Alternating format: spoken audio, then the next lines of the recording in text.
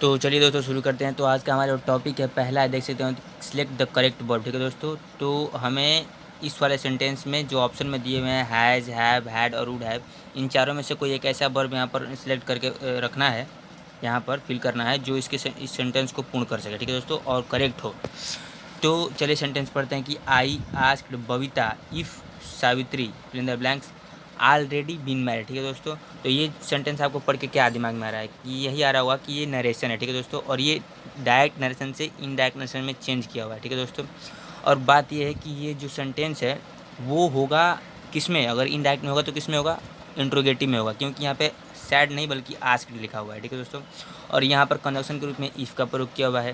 तो जाहिर सी बात है कि सेंटेंस की शुरुआत हेल्पिंग वर्ब के इंट्रोगेटिव से शुरू होगी, ना कि क्वेश्चन वर्ड से। ठीक है दोस्तों, क्वेश्चन वर्ड दो तरीके के होते हैं, एक हेल्पिंग वर्ब से शुरुआत होती है, वो भी क्वेश्चन वर्ड में आते हैं, और जो इंट्रोगेटिव वर्ड से शुरू होता है अर्थात वाट, वेयर, हाउ, हुज, तो वो भी इंट्रोगेटिव में होता है। तो लेकिन अगर यहाँ पर इफ़ का प्रयोग किया हुआ है तो इसका मतलब ये यही है कि जो इन्वर्टेड कामा के अंदर सेंटेंस होगा वो हेल्पिंग वर्ब से उसकी शुरुआत हुई होगी। ठीक है दोस्तों, तो ये जो सेंटेंस अगर इनडायरेक्ट में होगा, डायरेक्ट में होगा तो किस में हो, किस सेंटेंस में होगा, उसी हिसाब से हम वर्ब लगाएंगे। तो ये जो सेंटेंस इनडायरेक्ट में होगा वो होगा प्रेजेंट परफेक्ट में। ठीक है दोस्तों, प्रेजेंट परफेक्ट कंटिन्यूअस में। ठीक है, क्योंकि यहाँ पर बीन का प्रयोग किया हुआ है तो जाहिर सी बात है कि प्रेजेंट परफेक्ट कंटिन्यूअस में होगा, तभी वो पास्ट परफेक्ट कंटिन्यूअस में आएगा। ठीक है, अगर बीन यहाँ पर सिर्फ देख लो तो बात आपके दिमाग में दो ही आना चाहिए, या तो प्रेजेंट परफेक्ट कंटिन्यूअस में होगा या पास्ट कंटिन्यूअस में होगा, क्योंकि यही दो ऐसे सेंटेंस है जो जिसका अगर हम ट्रांसफॉर्मेशन करते हैं इनडायरेक्ट स्पीच में तो हैड बीन या अर्थात बीन लगता है, बीन उसमें आएगा। तो हैज़ हैव ऐसे ही कैंसिल हो गया।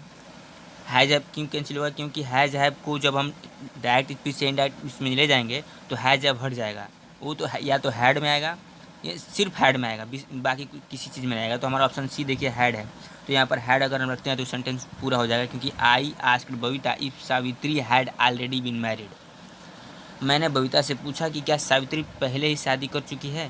ठीक है दोस्तों, तो कर चुकी है तब होगा जब वो प्रेजेंट में होगा, अभी कर चुकी थी तो हैड का प्रयोग होगा, तो यहाँ पर हैड का प्रयोग करेक्ट माना जाएगा। तो ये आई होप कि समझ में आया होगा। चलिए दूसरे नंबर पे आते हैं, आइडेंटिफाई द करेक्ट प्रीपोजिशन। बात क्या करते हैं दोस्तों, प्रीपोजिशन की। हमने प्रीपोजिशन का एक सीरीज चलाया हुआ है, आप जाके डिस्क्रिप्शन में देख सकते हो जिसमें लिंक दिया हुआ है। चलिए वो छोड़ते हैं, यहाँ पे आते हैं।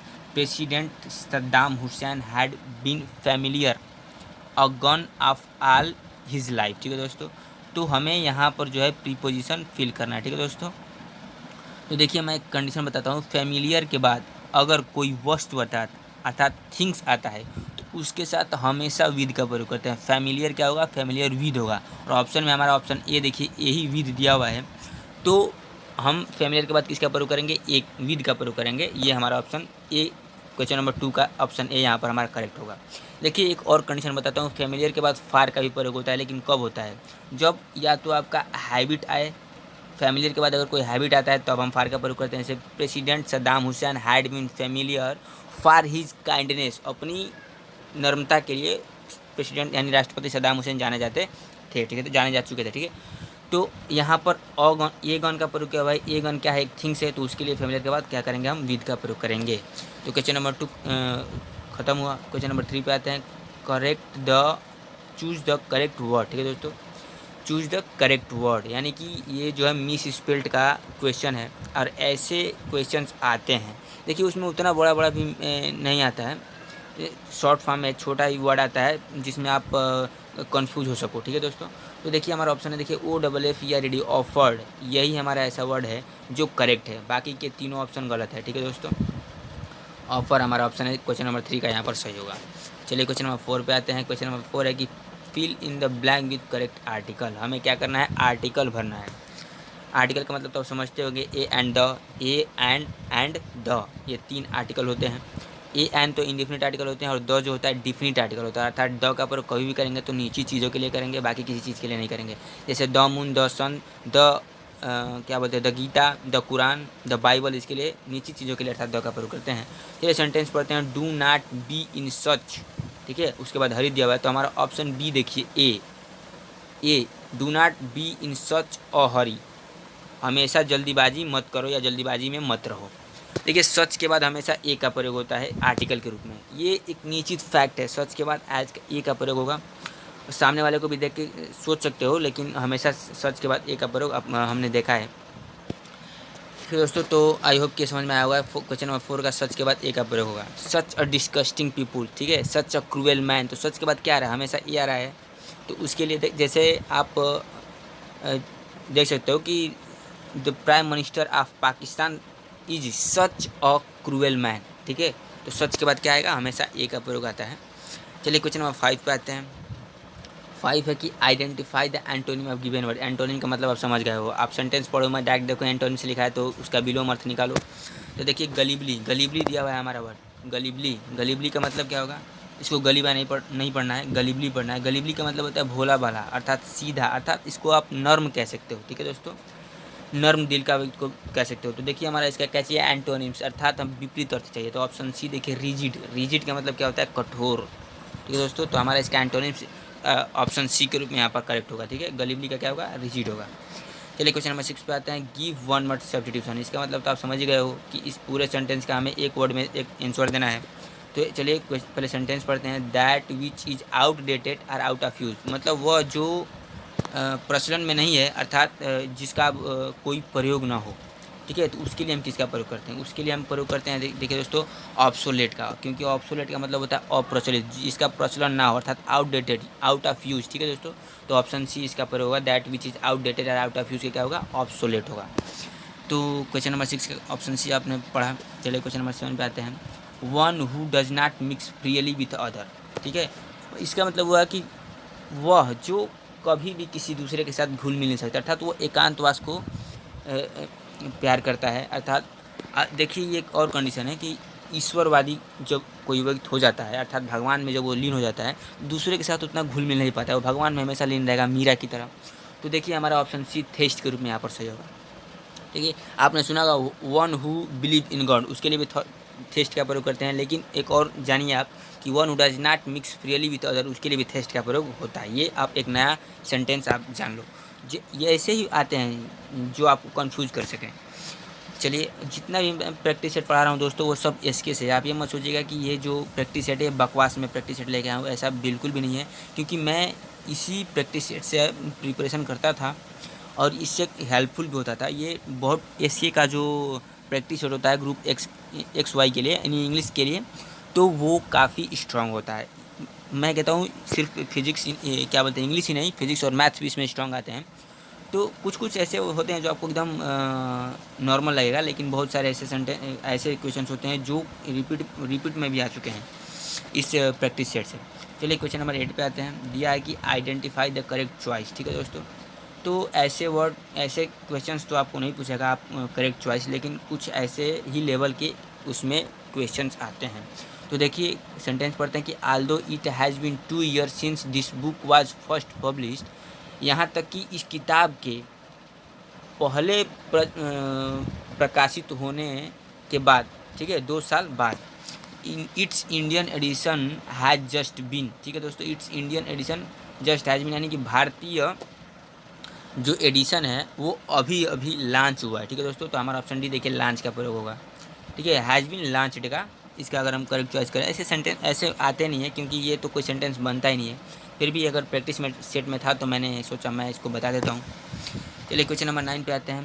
क्वेश्चन नंबर 9 है कि identify the synonym of given word, ठीक है दोस्तों। सिनोनिम्स आपने देखा तो आपको दिमाग में यही बात होगा कि इसके समान अर्थ वाले हमें वर्ड ढूंढने हैं। तो देखिए रेंज का मतलब क्या होता है, रेंज का मतलब क्षेत्र होता है, ठीक है दोस्तों, यानी कि टेरिटरी आप कह सकते हो। लेकिन ऑप्शन में टेरिटरी नहीं है, इसलिए इसका सिनोनिम्स क्या होगा, हमें कुछ दूसरा ढूंढना होगा। तो देखिए ऑप्शन बी एक्सपेंस। एक्सपेंस का मतलब क्या होता है, फैलाव होता है या क्षेत्र होता है, ठीक है दोस्तों। तो रेंज का हमें क्या मिल गया है, सिनोनिम्स एक्सपेंस के रूप में। एक टेरिटरी भी होता है जिसका मतलब क्षेत्र होता है, लेकिन यहाँ पर हमने एक नया वर्ड देखा एक्सपेंस, जो रेंज का सिनोनिम्स है। क्वेश्चन नंबर 9 खत्म होता है।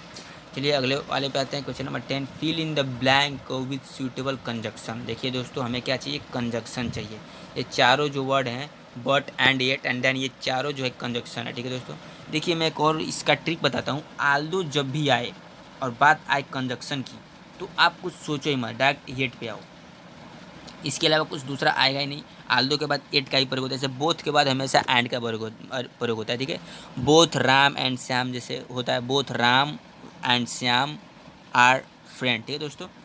या एक और होता है कि नो सूनर डिड के बाद किसका प्रयोग होता है, दैन का प्रयोग होता है। नो सूनर डिड के बाद किसका प्रयोग होगा, दैन का प्रयोग होगा। लेस्ट के बाद हमेशा शुड का प्रयोग होता है। उसी तरह से आल्दो के बाद हमेशा कंजक्शन के रूप में येट का प्रयोग। सेंटेंस आप पूरा पढ़िए। आल्दो शी वर्क्स हार्ड, उसके बाद फिर द ब्लैंक शी फेल्स। इसका मतलब येट यहाँ पर हमारा ऑप्शन सी करेक्ट होगा। वह कठिन परिश्रम करती है फिर भी फेल होती है। येट का मतलब फिर भी होता है। क्वेश्चन नंबर 11 पे आते हैं। From an adjective form an adjective from the given word. ठीक है दोस्तों। तो जो सेंटेंस दिया हुआ अर्थात वॉइस हमें दिया हुआ है, इसका हमें क्या चाहिए, एडजेक्टिव चाहिए दोस्तों, एडजेक्टिव। तो वॉइस का मतलब क्या होता है, वाणी होता है। तो देखिए हमारा ऑप्शन सी वोकल। वोकल का मतलब होता है वाणी संबंधित, और यही जो है इस वॉइस का एडजेक्टिव फॉर्म है। ठीक है दोस्तों। तो हमारा ऑप्शन सी यहाँ पर करेक्ट होगा। क्वेश्चन नंबर 12 पे आते हैं। क्वेश्चन नंबर 12 है कि give the plural of given word. ठीक है दोस्तों। यानी कि जो नीचे दिया हुआ वर्ड है बेबी, ठीक है, ऐसे ही सिंपल वर्ड आते हैं यार। आप इतना टेंशन लेके पढ़ोगे तो आप नहीं निकाल पाओगे। आप एकदम फ्री माइंडली पढ़ो और इतना पढ़ो कि आपको लगे कि हाँ मैं उस पर कुछ कमांड कर चुका हूँ। तो देखिए बेबी, बेबी का हमें प्लूरल चाहिए। ठीक है। तो बेबी का प्लूरल वाई का इसका एक रूल होता है, वाई को हटा के IES जोड़ देते हैं। क्या जोड़ते हैं, IES। तो ऑप्शन ए देखिए BABIES दिया हुआ है, तो बेबीज हमारा ऑप्शन ए यहाँ पर इसका सैनोनिम प्लूरल होगा। ठीक है दोस्तों। बेबी का बेबीज। तो क्वेश्चन नंबर 12 का ऑप्शन ए यहाँ पर बेबीज के रूप में से होगा। क्वेश्चन नंबर 13 पे आते हैं। 13 है fill in the blank with suitable word. ठीक है दोस्तों। यानी कि हमें यहाँ पर एक सूटेबल वर्ड रखना है इन चारों ऑप्शनों में से, जो इस सेंटेंस की मीनिंग को पूर्ण कर सके। बात यहाँ पर सिर्फ मीनिंग्स की आती है, यानी कि सेंटेंस का जो कहना चाहता है उस एक वर्ड से ही इस सेंटेंस का पूरा मतलब निकल सकता है। तो है कि वी आल मस्ट, उसके बाद fill in the blank that people are the most important assets. Assets का मतलब क्या होता है, संपत्ति ऑफ एन ऑर्गेनाइजेशन, यानी किसी भी ऑर्गेनाइजेशन का, यानी कि समारोह का।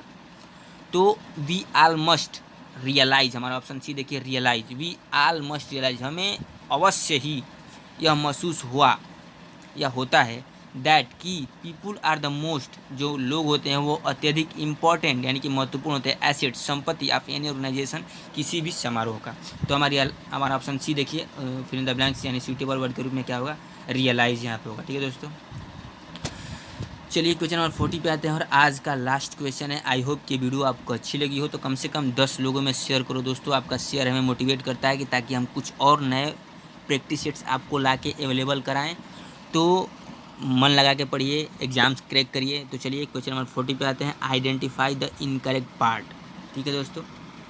इनकरेक्ट पार्ट, इनकरेक्ट पार्ट हमें क्या करना है, इन चारों ऑप्शनों में से ऑप्शन ए दिया हुआ है, ये पूरा ऑप्शन ए है, ये पूरा ऑप्शन बी है, ये पूरा ऑप्शन सी है, नो एरर ऑप्शन डी है। अगर कोई गलती नहीं है तो ऑप्शन डी पे जाते हैं, लेकिन कुछ ना कुछ गलती होता है। लेकिन देखिए इस सेंटेंस में क्या होता है कि द फ्लॉक ऑफ लायंस, जो शेरों का झुंड है, रूम्ड अबाउट, चारों तरफ घूमता है। अबाउट का मतलब दोस्तों क्या होता है, बारे में, प्रीपोजिशन में, लेकिन एडवर्ब में होता है चारों तरफ या इधर उधर। और रूम्ड का मतलब होता है घूमना। ठीक है दोस्तों। फियरलेसली, फियरलेसली का मतलब होता है नीडर इन द जंगल, जंगल में। तो देखिए सेंटेंस तो पूरा बन ही रहा है। द फ्लॉक ऑफ लायन, शेरों का झुंड जो है वो जंगल में चारों तरफ बिना डरे इधर उधर घूम रहा है। तो कोई हमें इसमें गलती दिख नहीं रहा है। तो हमारा ऑप्शन डी देखिए, नो एरर ऑप्शन डी पे जाएंगे। तो इसमें कोई एरर नहीं है तो ऑप्शन डी पे जाएंगे, जाहिर सी बात है। तो आई होप कि ये वीडियो आपको अच्छी लगी हो। तो दोस्तों चैनल को सब्सक्राइब जरूरी करिएगा और साथ ही साथ नोटिफिकेशन बेल आइकन को भी दबा लीजिएगा ताकि अगली वीडियो आपको आसानी से मिल सके। ठीक है दोस्तों। तो आज के लिए बस इतना ही। रोज़ प्रैक्टिस करते रहिए, पढ़ते रहिए। Best of luck, thank you and दोस्तों जय हिंद सपोर्ट करने के लिए।